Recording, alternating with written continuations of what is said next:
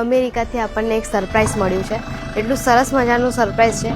આપણે બધાને ખબર છે કે આપણે બીમાર ગાયો માટે એક નવું ઘર બનાવી રહ્યા છે અને નવા ઘરની અંદર બાંધકામનું કામ ચાલુ છે, પૂરણનું કામ ચાલુ છે, દિવાલ બનવાનું કામ ચાલુ છે ને એવું અનેકો ઘણું બધું કામ ચાલુ છે. અને એમાં આપણા જે કામિનીબેન પટેલ છે એટલે કે આપણા કામિની જે એટલાન્ટા રહે છે અને એમના દ્વારા આપણને સરપ્રાઈઝ આપ્યું છે. એમણે એમના ગ્રુપની અંદર વાતચીત કરીને, ચર્ચા કરીને, ફંડ ભેગું કરીને ડાયરેક્ટ આપણને 100 થેલી સિમેન્ટ મોકલાવી છે.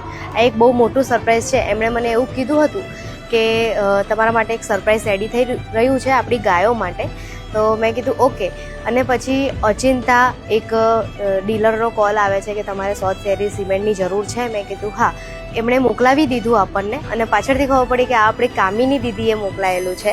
તો થેન્ક યુ સો મચ. એની અંદર જે એમનો ગ્રુપ છે, એમના ગ્રુપે જે સહયોગ આપ્યો છે એમાં દીપાબેન, કામીબેન, અનુબેન, નયનાબેન દરજી, અલ્પાબેન, રીતેશભાઈ અને ખાસ પ્રસંગ, વિરાજ, સચિન, નીલ અને મિત, આ યંગસ્ટર્સ છે. આ બધાએ ભેગા થઈને આપણને 100 થેલી સિમેન્ટનો સહયોગ આપ્યો છે. તો આપ સૌનો થેન્ક યુ સો મચ. અને સ્પેશિયલ થેન્ક્સ કામી દીદીનો છે.